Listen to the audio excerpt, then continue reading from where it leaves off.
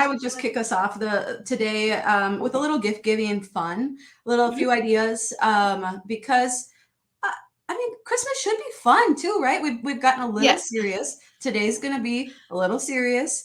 But okay, this was my favorite of the whole season. This is what I gave Dawn. My cup runneth over, iced coffee glass. And Kristen is the artisan, and she's on Etsy in Wisconsin who's been making these. So we've been messaging back and forth because they keep selling out. And she's so grateful. She's so sweet. So these are adorable. I also have a generic one on Amazon that just says coffee. So if you want the same concept without that little inscription, then you could get that one too. I just think you can never have enough of these like cute little glasses and mugs unless you're a minimalist. We only get one. But your family does it fit in your cup holder in your van though? It does. That's the key. These are like the nice little skinny deals, right? Right there. Yep. Perfect. Yep. Mm-hmm. And I had a nickel for every one I've had tip over in the car because I'm like, well, just bring it with anyways. What are they thinking? Why don't all mugs have a tapered bottom, right? I don't know either. I am also wearing the earrings that I gave Dawn for Christmas. I got some too because I love them so much. So these are from Trades of Hope. So Trades of Hope is fair trade jewelry and different products that are helping women to get out of poverty and trafficking. And then every time you give one of those gifts, it comes with a card that shares the story of the artisan. And so I just think something a little unique, but not too unique, right? But meaningful for the ladies in your life. Yeah. Okay. I was really happy with the quality of this little boho tote bag. Isn't that just cute? It's like $11 on Amazon. I just thought that even with a little coffee card, pen, it doesn't have to be much, right? For that to be like a cute little gift journal. Mm-hmm. These crossbodies that come in every single color under the sun. Yeah. So again, like $20, but just so functional to put your phone and your keys in there and go run around. Mm-hmm. I think I'm getting one for Christmas. It might be mauve. Can you believe mauve has come back in style? That was the color of our bathroom growing up. We're calling it more like blush and or what was the other term for it? This is like, I just think this is so fun. This is a devotional coloring book.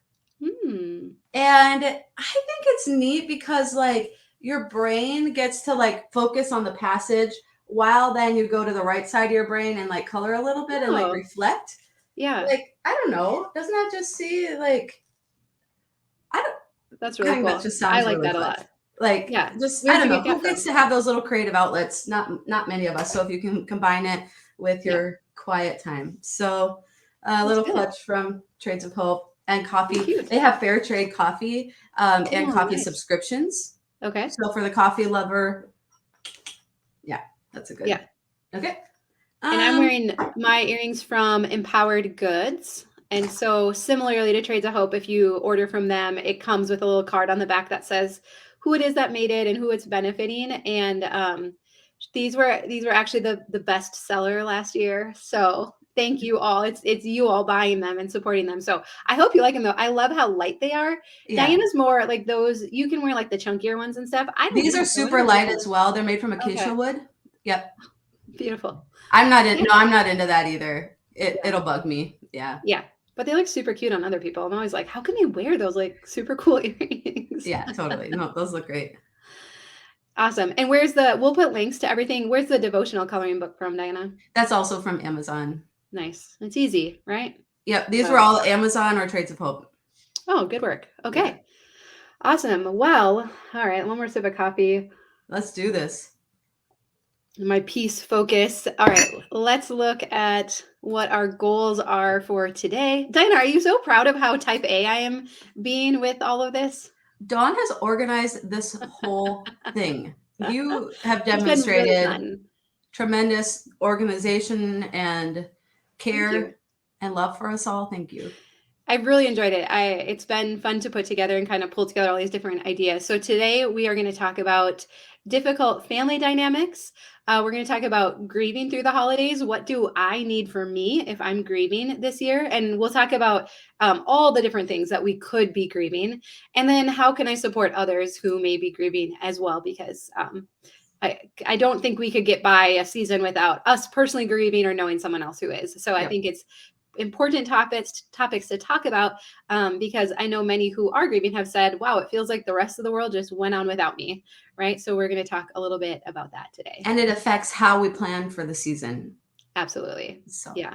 So why don't let's start out with difficult family dynamics, and then we'll move into the grieving. I want to leave plenty of room for that discussion. So, Dinah, I'll never forget this. When we worked at the radio station, we would have a family therapist, Jim Otremba. He would come in on Tuesday mornings and be on the radio with us, and he would answer questions. So people would call in and ask their questions. And I very distinctly remember this call coming in of saying, I don't want to go to my mother-in-law's house. She's snarky. I think now the word we would use is toxic. That wasn't really a buzzword back then. But it was basically like they live a couple hours away. So we end up spending the full day there, and I don't enjoy it. I get offended and my feelings hurt. And so what do I do about this? And Jim's response floored me. He said, "What if you don't go?" And I was like, what? Tom and I had only been married maybe like a year or two. So we had been kind of figuring out these dynamics and stuff.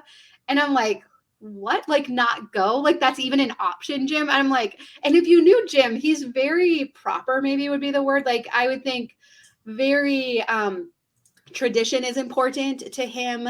He does the right things. And to me, that feels like well, what if you just don't go? Feels like, I don't know, something an influencer would say these days now, right? Yeah, it feels very entitled. Yes. Like, I'm just thinking about myself. Yes. Right? That's a good way to put it, Diana. And so when he said that, I was like, that is fascinating. And it has really shaped how I look at these topics now, since then. And he then said, or what if you drive separate and you're only there for a couple hours? What if you go every other year? And so I think it's important whenever we're talking about these topics to know that there's middle ground, but there's also options too. And you can choose what is best for you this season. Yeah. And then along with that, and I know I really do feel like the older generation is like, no, you have to go, right? It's family. And the younger generation is like, well, what's best for me? That's kind of how we feel these days. Like there's a pretty big distinction.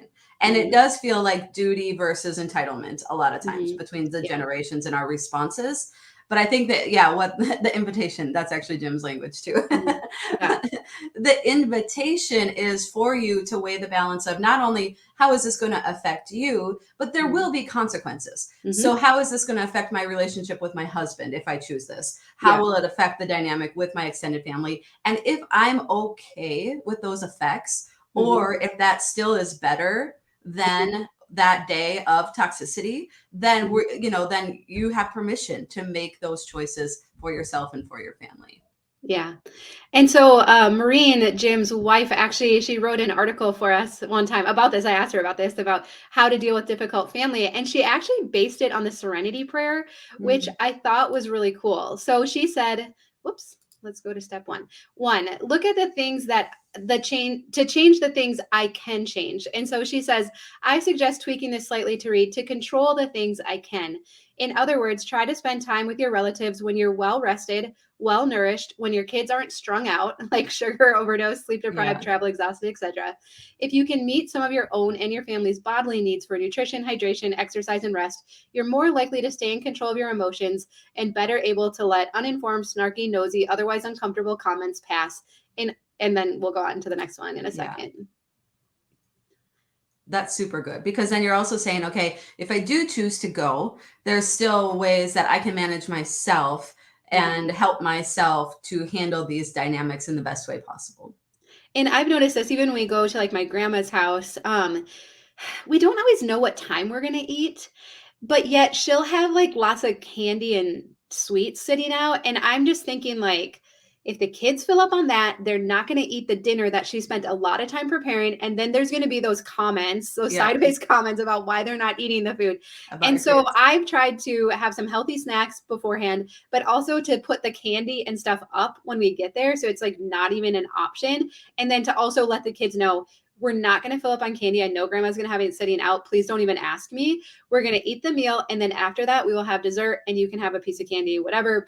And so even just kind of anticipating some of that has been really helpful. And then after dinner, we would take the kids and go walk around her apartment building just to get out. It's a small apartment, and before everything gets broken and we're at our wits' end trying to manage them and manage her, that it's like, okay, let's all go take a break, come back, have dessert, and hit the road. Yes, exactly. And we've gotten better now at communicating with her. Like when we get there, if we get there at 11, we're like, okay, grandma, we're going to try and head out by 2:00 so that we don't hit traffic on the way home. So just so you know, we're all yours until 2:00, and hopefully we can get in a game of canasta too, or whatever. So we try to, it's awkward. Like it doesn't always feel right. Like when you get there and you're like, oh, this is when we're leaving, but it's been really helpful. So she's not caught off guard, because there'd be that comment like, oh, you're leaving now, and then you're like, well, shoot, now I feel like I should have stayed longer, right? So that's been and just to acknowledge, in our experience, we have some difficult family members, but I don't feel like we deal with the level of toxicity or abuse that a lot of people do. So a lot of ours is just like sideways comments. Like grandma tells the story of spanking me when I was 1.5 and being naughty, like over and over and over again, and I can't defend myself. I don't remember it. I'm pretty sure she's telling the story inaccurately, but it gets under my skin. And I'm like, oh, here we go again. All right, I'm going to go to the bathroom. So anyway, like just understanding, like we have, kind of snarky family, but that's about the extent. We have it pretty easy, actually. To validate if people are, are in like chemical abuse and different things that are really serious, like you do really get to take control and have permission of doing what's best and safest for you and your family. Yeah. So number 2 is to accept the things I cannot change. So think about the family gatherings you're likely to participate in this season. Most often, it's a mishmash of people who come from different walks of life, have different views on politics, religion, the economy, entertainment, etc. Is it any wonder that it's hard to get along? On a day-to-day basis, most of us are pretty successful at choosing our company and knowing how to relate to them. But at family gatherings, it's a much more diverse setting. Even though behaviors and attitudes drive you nuts, in reality, you're not likely to change. And we're not likely to change them, right? I have a sister-in-law who every time I just have to remind myself, like, I won't say her name, but I'll be like, that's so-and-so, like, that's her, like that. She's going to load my dishwasher, like as inefficiently as possible, which makes no sense to me because she's an engineer, but that's just like, what's going to happen. Okay. And I'm going to be okay with it. And we're going to run 2 loads in the dishwasher at Thanksgiving. Yeah. That's what I have to do. Yeah. And I think we've kind of accepted that too. I mean, homeschooling, we get all the comments. And like, if I'm feeling up to it, I've learned to ask, like, you can ask like, oh, why do you ask? If someone's like, oh, why did you choose to, and you can say, oh, why do you ask? And then that causes them to say like, oh, I'm genuinely interested. We've thought about it too. Or, oh, I don't know, I was just curious. Then be like, oh, it's going well. Thank you for asking. And then turn it right back to them. Oh, how is school going for your kids this year? Or, whatever. So not always easy though, still. Yeah. And then number 3 is the wisdom to know the difference. So the difference between what we can control and what we can't. Start praying now. Again, we're taking this from a little bit of a Christian perspective. Well, a lot of it of that. Start praying now for the guidance to conduct yourself lovingly, to speak your truth when necessary, and to remain quiet and listen actively at other times. A number of years ago, a large group of church leaders gathered with a operating principle. In essential matters, unity. In doubtful matters, freedom. In all matters, charity. In other words, try to be of the same mind in the really big issues. You have to determine what's essential. But in things that might not be crucial, give people room to disagree. And in everything, let love guide and rule you. That's maybe more t-shirts. Yeah. A little lengthy. Maybe we could pare it down a little, but yeah. I always think about too, I share this a lot with the ages of our kids. I'm just really aware of what they're watching and what I'm demonstrating to them. And I think about that even to like, what can I model to my kids when it comes to conflict resolution, how to handle myself in difficult situations, and just really wanting to be the bigger person, even when it feels like someone else is getting away with something. And so knowing when to leave the room, knowing, when to just let things go. It doesn't mean we don't have follow-up conversations in the car. It doesn't mean I don't address stuff with my spouse later on, but in the moment, just trying to be graceful and being willing to let things go. So, well, and I'm starting to be more aware about how I talk about people in front of my kids too. Like maybe those conversations have to wait until you get home or whatever with your spouse, like the processing conversations. And yeah. Yeah. So, I do like that idea though of, maybe not going isn't an option, but can you go for a shorter amount of time? Can we limit the time that we're there? Can you I go don't know. rested, fueled with Yeah. kind of like Mhm. game on? Yeah. And I know there's dynamics too with kids. I mean, for the longest time, we would go to one get together and all the kids got along great and it was fun. The adults would visit, and then it like something shifted, and all of a sudden there was like conflict amongst the kids, at the get togethers or bragging or different things. And so even having to then, talk with them ahead of time. Okay, if someone does something to hurt you or offend you, like come talk to me. Like I want to know, and oh my goodness, like it just can feel really, really exhausting on top of bringing the gifts and the cheesy potatoes and everything else that we have to do with Right. it too, right? So, And we're already up too early that morning, and yeah, driving and all of that. All right, well, let's switch gears to grieving for a few minutes, and then we do want let's to just leave. take a moment. Anybody who has fun, healthy, happy family dynamics, Yeah. let's just say thank you and remind ourselves to be grateful and soak it up this year. Okay, awesome. I feel good about that. That's awesome. I do Thank want you, to leave room Mom. for questions at the end too. So just so you all know, save those up for the end because we'll want to be able to tackle those too. So Jim actually did a series. Diana, you guys did a YouTube video on it, Yep. grieving through the holidays. And so we're going to link to that if you want to, any of this stuff you want to revisit. There's a little bit in your planners as well about it. Well, actually, let's start with this, Dinah. This quote has really stuck with me for anyone who is currently grieving or know someone who's grieving. And so And the again, quote is from, John, let's just mention before you throw that up, let's just mention the things that you might be grieving this time of yeah, year. I was going to say it after, but go ahead. That's fine. Oh, okay. You have Yep. a slide with it or no? No, but Okay, it yeah. might just help.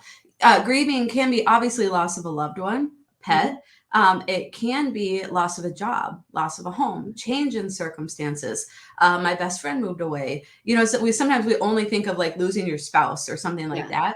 that. But grief comes in so many forms. Sometimes it's even just like I kind of feel sad about this. Like my kids don't get to go to the school experience that I went to. Mm-hmm. Like just the world is changing, and so and sometimes we can't like really put our finger on it. These last couple of Mm-hmm. years have been crazy, and so Yeah. we may have found ourselves feeling just like off balance and maybe a Yeah. little sad at the holidays just because things are different. And Mm-hmm. so it can take on a lot of forms, and so sometimes we have to slow down enough to recognize what it is that we're feeling a loss toward this year. Yeah.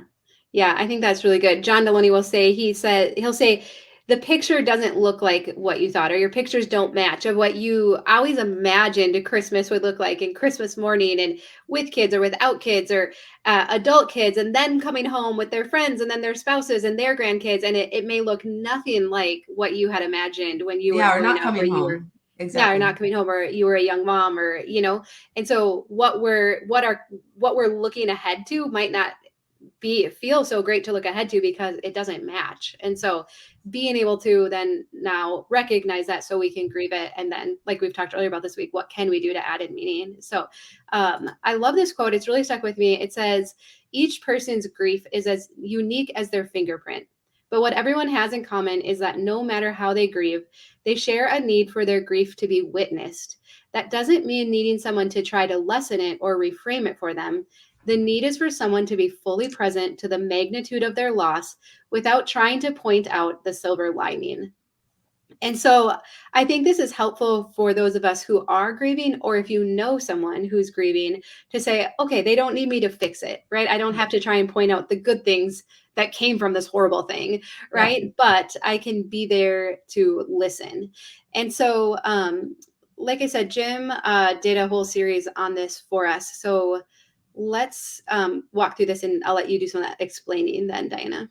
Well, and as you transitioned on, I Mhm. had read a book about handling like emotional, like big things and trauma. And it used the story of a tribal village in Africa that was experiencing a civil war. And so they were surrounded by conflict daily. But in the morning, they would gather, they would roast their coffee beans, make their coffee and drink it. And it would allow them the opportunity to process the experiences that are happening as they're happening. And so much of us have become very individualistic in our daily lives. And so we don't have that community that's there to just help us process as it's happening. Mm-hmm. And so I think what John's invitation is it's telling us, like, if it's ourselves or if it's someone we love, being there with them and giving them the opportunity to process is actually the biggest gift that we can give them. And that being that witness. So again, whether it's I need a witness right now or I'm going to be that witness, it's actually for even our own mental and emotional health so significant in how we process loss. Yes, absolutely. Okay, so now they're messed up again. So I'm just going to find number one. Okay, so grieving takes a lot of energy. Therefore, be gentle with yourself. Treat yourself like you would treat a friend. Be kind to yourself. And Jim emphasized that in the video that we'll share with you, because I said, okay, Jim, so are you saying that Christmas could look different this year? And he said, no, I'm saying Christmas will look different this year if you're grieving, because it takes energy. So you will not be able to do all of the things. You know, if it's the baking, the decorating, the shopping, the hosting, we are going to have to cut some of that out. And that can be hard for people, but you have to give yourself emotional energy and room to grieve. Otherwise, you're going to end up on the other side of the holiday in a really difficult space. Yeah. That's good. And again, tying back to that quote we shared, it doesn't necessarily mean sitting at home alone, right? It's who is safe that I can invite into this process that's going to listen. I don't want to go get together with 25 people necessarily, but is there someone I could have over for coffee or get together with that is just a really good listener? Yeah. And if it's mom or Aunt Betty or the neighbor or someone who's experiencing a loss right now, then we can be on the other side of it. If it's not us, we can be proactive and say, oh my goodness, like this is the first Christmas without so-and-so. Can we host? Can I handle the food? What can we do? Are you up to it this year? Do we need to, reshape how it looks this year? Because I know this is a big loss and it is your first Christmas without them, or second, or whatever. Yeah, that's really good. Number 2, so this kind of ties into use your time wisely. Spend time with people who listen and validate your feelings, and give yourself permission not to spend time with those who don't know what to say or those who say insensitive things. Opt out of activities that require too much of you right now. Look forward to doing them again next year. And if the only person you have is your mom or your spouse or your neighbor, and they're not very good at it, you're like, well, I don't have anybody who can validate me. Then you can help coach them and say, hey, can we just take the next 15 minutes? I don't need anything from you but to hear. I just want to maybe tell a few stories, or I just want to tell you how I'm experiencing life now after this loss and what's hard for me right now. Again, you don't have to fix anything, but would you mind just listening to me kind of mentally or process right now for a few minutes? Yeah, that's really good. Remember a good thing that your loved one would want for you. So many times when I was grieving, this is Jim speaking, when I was grieving the loss of my mom or my dad, I would remind myself, what would mom want for me right now? Or what would dad want for me right now? Because we believed our loved ones are with God, we know that they would want us to feel the feelings of grief, but not get consumed by those feelings. Our loved ones would want us to know that faith tells us we will see them again, and that in the meantime, God can heal us through the love of others. Absolutely. Yeah, that's really good. And then, like we've been talking about, consider changing holiday routines. Some traditions may be comforting, so keep them. But some traditions may be difficult, and you may lack the energy to do them. So give yourself permission to change them if you think God is calling you to do that. And then there's one more. I'm just wondering if I don't know if I have it. The fifth one was Jim said to still do some of your normal activities. So he gave the example that the week after his mom passed away, which was really difficult for him, he went to his Tuesday night Taekwondo class like he always would. He said, Tuesday came, so I went to the class. And he said, when I got home, Maureen asked me, how did it go? Was it good to go? And he said, no, it wasn't, but I went. Yeah. And so I think there's wisdom too in knowing which things to keep doing and to keep some of our routine and normalcy, and then what other things to cut back. Yeah. And, you know, as a pastor, one of the probably the hardest things that we would do would be visit people in the hospital, especially those who are terminally ill. And, you know, it's just a matter of time. And every time I would go check in the hospital and get like my visitor badge, I would be like, I don't want to do it. Like I would get like nervous, like that pit in my stomach. And I'm like, what do I say? What do I do? How's this going to go? What am I going to see or experience? Can I handle their grief, their questions? And every time when I would walk in, even if I didn't have anything to say, being with them in that time was so sacred, or even not to use a religious word, was so just meaningful. Like, and it was like an honor to be in that space. And so I just want to encourage you, if someone is grieving, if someone is experiencing loss, again, even if it is a loss of a job or something that maybe looks a little different than a typical loss, that like pushing past our own discomfort and feeling like, I don't know what to say, I don't know what to do, I'm going to be awkward. And just going into that space with them is the most significant thing that you can do. And along with that is not asking, oh, would you like me to come over? Or, I mean, hospital, obviously that you have to be a little bit, you know, and know your relationship. But on the whole, bring the meal. Don't ask, can I bring you a meal? Bring the meal, you know, and stop in. And even if it's not a good time, you know, then give them permission to say it's not a good time. But I just think like if we ask them, what do you need? A lot of times it'll be like, oh, I'm okay, you know. And so even just having had a baby, the people who brought meals, even though I am perfectly capable of ordering through Uber Eats now, right? We have so many tools. The people who brought a meal, it was just the greatest gift. And it just felt so good to know that people are with us and to feel loved. And so that would be my encouragement. And I think even if it's been, you know, multiple months since, you know, it's happened, to still recognize and acknowledge, I know you're still grieving. I'm still thinking about you. Or if you feel like, oh, well, I missed it because that was, you know, months ago. That's really good. You can still like acknowledge it, still bring something by. Like, I mean, whoever would turn down a meal, right? I don't know. Yeah. And I know we worry like, oh, but what if they're gluten-free or dairy-free and all that? It doesn't, you just bring it. Like rice and chicken. Yeah. Yeah. Right. Free, dairy free. Yep. Yeah. Yeah. Sheet pan meal, whatever. Like, yeah. So, yeah, I think that's good encouragement. Okay. So we do want to answer some of your questions again. I am seeing one about what if like one part of the family gives tons of gifts and another isn't able to. And I think we did talk about this a few days ago, but I think it's worth circling back to. Anytime there's like that disparity of like, oh, well, you know, these people do that. And it could be gifts, it could be lots of other things, you know. But I think that's where it comes down to knowing that you're doing what you're able to do or what aligns with your family's values. And that is what your children are going to experience, that whole picture. Not, I know we just kind of fixate on the gifts this time of year, but the whole picture of what your family is about, what values you're instilling and passing on.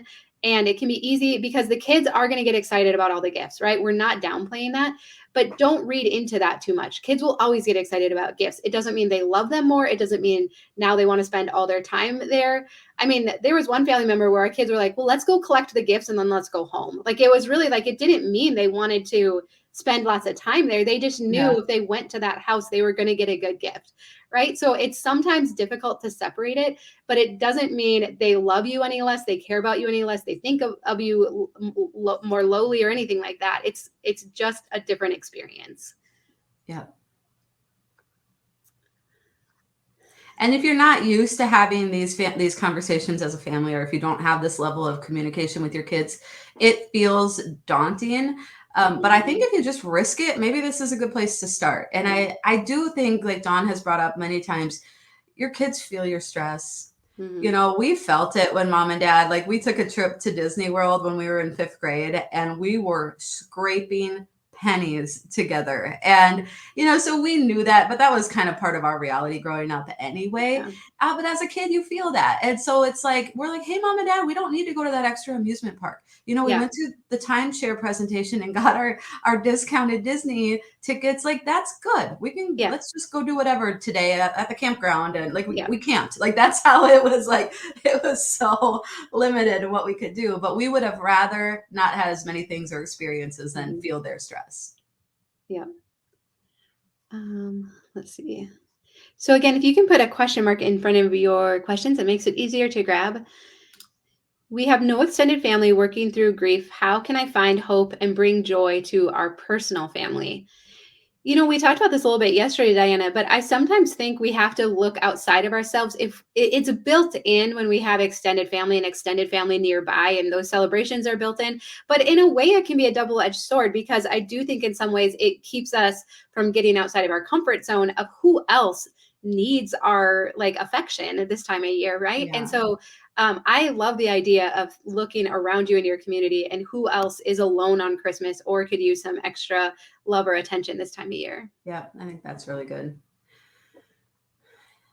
And another thing is you look for the next question. If you know somebody who's grieving, is bringing up that person, bringing up stories about them. My friend lost her husband kind of tragically, and his birthday was still in my calendar.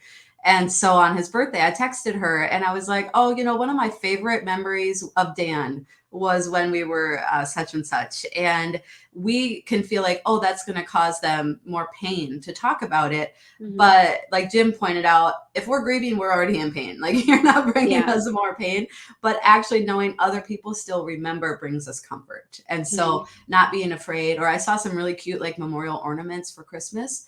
To give an ornament maybe that memorializes the person or the event or something like that, just to be like, hey, I remember too. Yeah, that's really good. Is the Christmas card video up? It's not. I forgot. I wanted to show my stickers I'm putting on the back of the Christmas card, so I had to hold off. It's going up. It will be up today, though. I promise you that. So. Hey, I'll make mine today too, and I can show them tomorrow. Did you make your cards? No, I will today. Oh, you will today. If anybody else, hey, that might be fun. If anybody else needs just that little challenge to get it done today, and then we can share them tomorrow. Well, and I was thinking too, I was going to talk about this more about tomorrow, but if we can get our cards ordered, I was thinking in a couple of weeks we would just plan a live where we can address them and work on getting them sent out together, and we can just visit while we're today.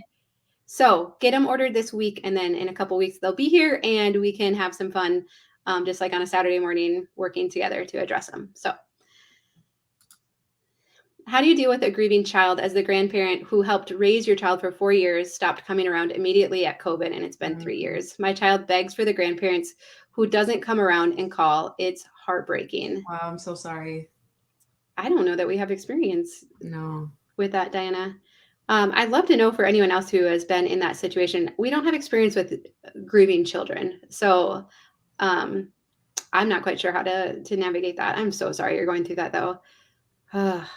Yeah, if other people could comment, that'd be really helpful. Similarly, any suggestions for family dealing with dementia? So again, if you all have ideas, resources that you can point to, that would be really helpful. How do you handle comments from family intended to make you feel guilty? Yeah, so this is funny, Diana. I haven't even told you this. We got have you all seen the Bucket Full of Happiness books? It talks about how we each have an invisible bucket. We could think of it as a coffee mug and how we can fill other people's buckets up, or we can also be bucket dippers. And what's cool about the buckets is when you fill someone else's, yours fills up too. But when somebody dips from a bucket, theirs goes down too. They're trying to dip to fill their bucket up, but it doesn't work that way. That's not how buckets work. And so it's a silly children's book, but this comes to mind when we're dealing with difficult family. Why do you have to dip from my bucket, right? Yeah. Why are you doing that? And it's usually because of some hurt in their own life, right? Yeah, because their bucket is low. That's a great visual. And so it's tough because it's really like, well, do I want to take it on? Do I have the bandwidth or the emotional energy to try to reason with them, or to explain my situation to them. And honestly, for myself, most often I'm like, you're just bucket dipping. I'm not sure what's going on in your world. For some reason, you're needing to put me down right now to feel better. And I'm really sorry about that. So I am just going to move past it. I'm going to turn the attention back to you or a different topic. And I'm going to move past it. But it really depends if you feel a need to go there with that person or not. Yeah, and I've noticed too, now that I'm dealing with a little more of those like parenting decision related things, like I just tell myself, I'm like, you know what? I've actually put time and energy into like either researching this or coming to this choice for my family. And so I don't have to defend it, because even we're the only ones homeschooling in our family, and there's a lot of emphasis on education on Princeton's side. And so I find myself like having to defend, like, well, Adley's doing this and she knows this. And I'm like, okay, slow down, killer. Like, we decided that this is what's best for our family. I don't need to justify it to them, and like you said before, maybe they are just curious. Like maybe they just don't know what this looks like, or they haven't met well-adjusted homeschooled kids, I know, like maybe there's right? just like a genuine concern, Yeah. and so like to just not get defensive myself and Yeah. just be like, okay, let's just slow this down. We're just here for like pumpkin pie and turkey. Like let's all just hang out. Yeah. What are some good ways to opt out of gifts with friends who are more affluent? Yeah. Oh, I that's don't good. necessarily want to have to go into the conversation that we're needing to cut back because we have a son in college and you're feeling that financial stress, but that is the case. Yeah. Totally valid, right? I think it can be good to offer an alternative. Like, we've always really enjoyed our gift exchanges in the past, but this year we're just focusing on spending more time together. So, could we plan to go out to dinner? Could we have you over for dinner? Could we do a potluck? We love the game nights at your house. Would you be willing to host? We'll bring the, whatever. And so I think if we can offer an alternative, if there's something you'd want to do instead, or to just say, we've always enjoyed the gift exchanges. We've decided to kind of put our attention elsewhere this year. So we're not going to participate, but we hope that you still do the exchanges that you're looking forward to. It's like, it's going to be awkward. You're going to send it and then you're just be like waiting for your phone to ding to see like what they replied. But if you will have the awkward conversation this year, you most likely won't have to do it again next year. Well, and if they are friends, they may not understand what you're experiencing or how you're feeling. And if they are affluent, like they might be completely out of touch, like with what that would feel like to have limited resources at Christmas. So they would want to know, like, you don't have to go into all the details, but they would want to know if it's causing you strain. And so I would hope for you to recommend a different, either, or just even saying like, yeah, like I'm just not into it this year. I don't know. I'm just really like, as I get older, I just really want to spend time with people. Would it be okay if and if you guys want to still give gifts, you can. But anyway, just all that to say, they might not even know like what it's like for you right now. What was the book Diana mentioned about grieving? Jackie is a rock star. She's putting links in the comments here, and then also she'll have them in the description as well. What was the book you mentioned about grieving, Diana? I think it was just the video with Jim. Oh, okay. Yep. Got it. Should I send Jackie my gift ideas? We'll make sure she has them. Yeah. Okay. How do you deal with seeing family or friends you've avoided for mental health reasons? That's a great question. I think that does come down to limiting your time with them, maybe seeing them for a shorter amount of time if you're able, or if not, again, it's kind of what we started out talking about at the beginning. If you just need to draw that line, I don't love the word boundaries anymore. I feel like it has really negative connotations. It's like, I have to protect myself, right? Become brick walls. Yeah. Mm-hmm. But it's also described as just, if there's people around you that just can't help but just walk into your area, it's just helping to protect yourself, but it's helping. I'm not even describing. I know there's other ways to position it more positively. If you're like, I'm just not there to celebrate Christmas with them, it's actually okay. And you are able to, again, like Diana said, will there be consequences? Could people talk about you behind your back? Could there be awkward comments made? Could you be accused of, not loving people, not caring, whatever? Yeah, it comes with the territory, but ultimately knowing we have a choice, like that we can choose that.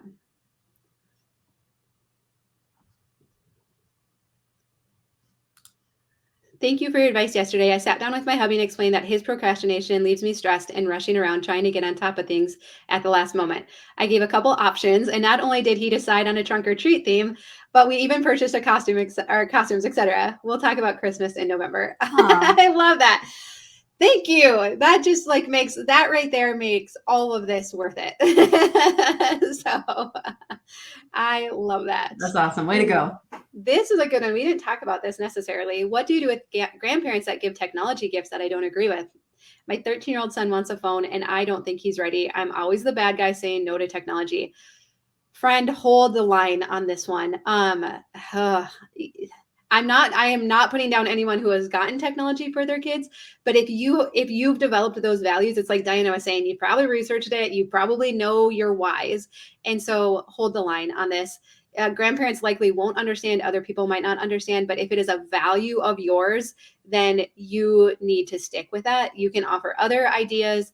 I think what stinks about this one too is often it feels like the motivation is to just give a really cool gift for the kids to be really impressed, to get around your boundaries, sometimes. And so I think with that one, it's important that you communicate the expectation that if something is given that you don't agree with, it will be taken away, even if the kid is super excited about it. So don't put me in that position or my child in that position, like that is one where I would go to the mat on it and explain the consequences of their decision ahead of time. So, well, I'm being snarky, but you could be like, all right, son, here's the deal. If grandpa gets you a new iPhone 14 right now, I think you're going to feel really bad when you turn 16, when you're allowed to have a phone, having an iPhone 14, when all of your friends have an iPhone 28. So do you want an iPhone 14 right now that's going to stay in a box in my closet? Or do you want to get an iPhone 28 when you turn 16? Right. Maybe there's another gift you want this year. I know you can't do that. I'm sorry. These are the things going through my mind. I know. I need to eat. Diana didn't take care of her physical needs before we got into these difficult. No, but I think that's a bummer that grandparents aren't more supportive. It feels like if they're going around you and your wishes, it's maybe is to try to win the child's love and affection. And it's like, okay, well, why don't we agree on a gift that you can use to win them over, Yeah, rather than something that can be so dangerous. Spend that money, I could think of other ways. Yeah, and just because it's not a neutral thing right now, right? Like, again, if you've arrived at he's not ready, there's like really significant reasons why. Like, this isn't, it's not a book. It's not, it's. Yeah, exactly. Sorry. We support you. Yes. My husband and I still mainly celebrate Christmas with our extended families as we don't yet have kids of our own. The last few years, we've been unable to join celebrations because of some chronic illness I have. Last year, my husband went to see family on his own as I couldn't go, and though I wanted to be fine with it, it was really hard for both of us. So this year, we hope to ask family to come to us for the evening instead, so I can still be part of it. However, the family is very traditional. Please ask them. Yeah, or maybe it has to be a different day. Mm-hmm. If they're like, nope, Christmas is at our house, that's how it is, then it's like, well, could we host you one evening after Christmas so that we can still have some of the traditions? We can give you our gifts then. Would that be? Yeah. I think it's really that's important. really hard. I'm sorry. Yeah, no, I think it's really important though that you express your need. I mean, there, like you said, like, is the chance they won't agree to it, and that could feel very hurtful.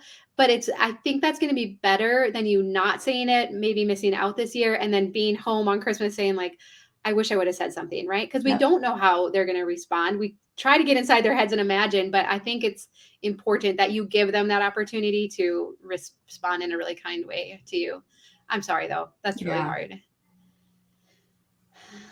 Let's see. Suggestions for handling gifts and in-laws.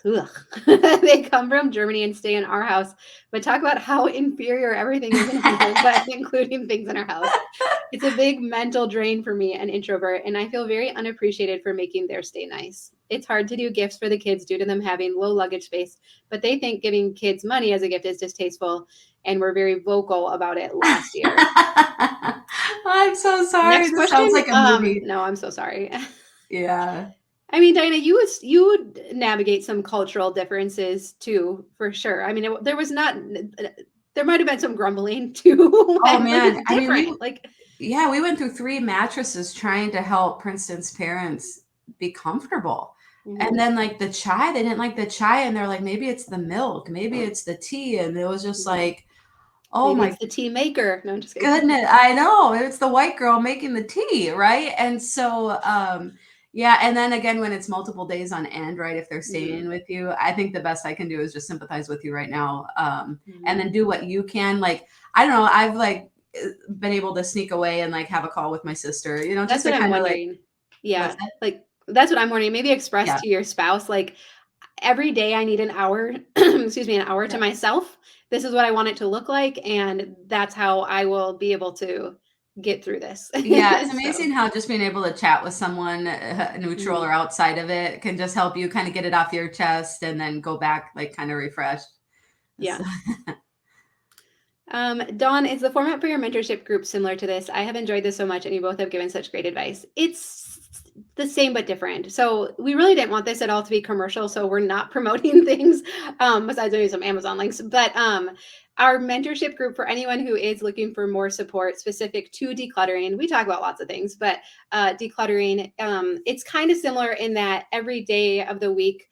I have a 5 to 10 minute video where I encourage you, I share a tip, I answer a question, and we have specific areas of focus. So, like in the fall, we did a whole house reset, and each week we went through a different area of your house. Lots of different themes, but we just have like, we break it down into some specific tasks. So, if you're looking for more accountability, more encouragement, and some community around it, it might be a good fit. We also do 2 Facebook Lives a month too, where we just get to visit and ask questions. And then I'm just available to you for questions too. So it's a like the coolest group of people on the internet. It is so kind and supportive. The cost is $11 per month. So there is a little bit of a cost to it, but you can quit anytime. You can join for a month and then be like, meh, and quit. But it's an for awesome the group. gal who needs nothing, this actually Yeah, could it be an could be a good awesome gift. We Christmas can work gift. out a gift certificate for you too, That'd if be that's something awesome. that you would like. So thank you for asking, and I appreciate your kindness too. Awesome. Okay, we'll do one more question. Could you provide a good swipe comment on how to inform relatives you don't want to visit due to mental health preservation and depletion of your bucket, that you don't want to see them for the holiday? All right. Jackie? Yeah. I'm like, we might have to formulate this together. Yeah. Um, Dear family, I don't know that we have to give this specific reason. While we enjoy spending time with you, we're not able to travel to see you this year. We hope to plan a different trip later next year, and we hope you'll understand. I don't know. We'll send a package of love Hmm. with a few gifts and little things Yeah. for the family. Again, I've heard it described that you'll never be able to say just the right thing to a person that's like, if you're already stressed and worried about how they're going to respond and they might fly off the handle and they might say mean things, most likely there is no perfect thing you can say to that person to get them to understand. And so we spend a lot of energy trying to form just the right statement. I mean, I know I even gave you like comments, sample comments because I'm trying to help. But at the end of the day, there's a point where we just have to type it out quick and hit send because we're not going to be able to say just the right thing that's going to get them to understand, to be, oh, got it, and not say and prevent them from saying snarky things or mean things. And so let's not overthink it. Let's do our best, understanding that very likely it'll be misunderstood. It won't be received in the way that we mean it. We might have to clarify afterwards, but we're going to do the best we can. And ultimately, we have to know what is best for us this year. Yeah, I had a thing. Dawn and I just turned 40, and I feel like I can be more free in this group as opposed to like a YouTube video where Yeah. family might see it. On our birthday in September, I had to choose between disappointing my sister-in-law and disappointing Dawn just because of some confusion around planning. And I sent her, I chose my sister-in-law because it was our 40th birthday. And I sent the text message. I rewrote it and wrote it and didn't send it. And then finally sent it. And she got upset with me. And so we are Mhm. still sorting through that. And I'm Yeah. actually drafting an email right now to just address it and just be like, I really didn't mean to hurt you. This is kind of just to explain a little more what happened. So anyway, all of that to say, like, there very well could be fallout. And Mhm. like, we just have to, again, be prepared. Like, is my mental health more important than dealing with the consequences that might come? And if the relationship is important to you, the relationship with my sister-in-law is, I look at this as like next 40 years of my life. we'll work through it. But in that moment, I had to choose Dawn. Like I felt like that was the choice I wanted to make. And so we're just going to work through it. And so Yeah. I would expect there to be some fallout and be like, you know what, this is the long run. We'll work through it. Yeah. And it wasn't necessarily choosing me. Like I would have understood. It was like, it's my 40th birthday and this is what I expected it to look like on this day. I was choosing us. Yeah. And the experience only because it was my 40th. And, Exactly. I'm a reasonable person. I wasn't, I wouldn't have gotten mad at Diana if she didn't. I made that a little black and white. Yeah. It wasn't quite that like Dawn's going to like never talk to me again. Right. Yep. See you on our 41st. Yeah. Okay. I'm going to answer. Yeah, we'll see. I'm going to answer one more question because this has happened to us. How do you handle family who has a history of making plans and not showing up with no notice? They also are very expectant of gifts. Oh. Okay, I read it wrong. We've actually had it where they show up unannounced. But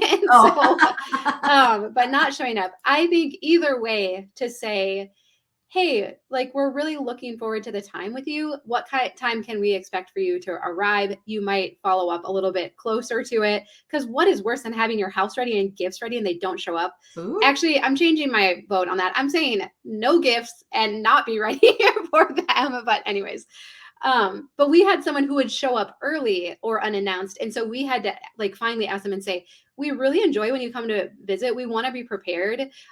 Will you please let us know what time it is? And if you're running early, will you let us know? We also would follow up with a text to say, oh, are you on the road? And then often they would be like, oh, I'm on your road. Like we thought that it was like, they're 2 hours away. Right. And like, they're driving on our road, which is, so anyways, I don't even know if this is helpful. I'll just validate. I'm sorry because that is so frustrating. Wow, that's terrible. Yeah. That's a bummer. I maybe wouldn't get together with them anymore. If I would just be like, oh, we're not able to do it this year, but we'll mail your gifts and like we'll come to your house at the thing this summer. Yeah, or we'll come to your house. Yeah. Okay, other people should offer suggestions who have experienced this. We clearly are outleagued by this one. I know. All right. Okay. Well, we will wind up for today. Any links we mentioned, we will get into the description here. Or Jackie will. She's the coolest person in the world. So thanks for being with us and spending this time together. Coming up tomorrow, we're just going to do, we're going to share we're gonna do a roundup of our favorite Christmas hacks and tips, and then we're gonna do some more question answering, and then tell you about a few follow-up activities that we hope to plan over the next month or so as well. Because do we have a specific thread going for favorite Christmas hacks? No, we should start one. All right, we'll start one today so you can all share that as well. And then also for the gift guides, I know they've gotten a little buried. There is a hashtag. Jackie, if you can remind me of the hashtag, you can search by hashtags in Facebook groups, or that'll pop them up, the threads that I started. Or if you click on my name in the Facebook group, it shows everything that I've posted. So you'll see our videos here, but then below that, you'll see all of those threads as well if you're looking for some gift ideas. So thank you to everyone. Okay, there it is, gift guides. Thanks, Jackie. So hashtag gift guides, and you'll be able to see those. And thank you for sharing all of your ideas. There are so many great ideas in there. Everyone who has shared so freely, thank you. That is a wealth. Like that right there makes this free group worth it. So awesome. Awesome. Well, we love you. We've really enjoyed getting to spend time with you, and we'll see you again tomorrow.